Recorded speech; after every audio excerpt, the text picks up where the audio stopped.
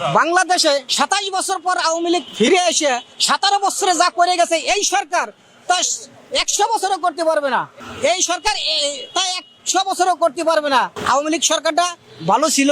আওয়ামী লীগ সরকারের সময় দেখছেন আজ পর্যন্ত কোনো শুনছিলেন যে ওই জায়গা সন্ত্রাসী, ওই জায়গা ছিনতাইকারী, ওই জায়গা খাইজাকার, ওই জায়গা মনে করেন ওই অমুক 60 বছরের মায়েরে নির্যাতন করছে, ওই 14 বছরের মায়েরে একটা নির্যাতন করছে, এরকম কোন সময় আমরা কিন্তু শুনি নাই। সে সময় ওই স্বৈরাচার সবাই বলতেছে, তো ওই ওরকম স্বৈরাচার বাংলাদেশে বারবার দরকার। কারণ কি ওই স্বৈরাচারের সময় আমাকে এই দেশটা মনে করেন স্বাধীনতার মতন ভালোভাবে চলছে।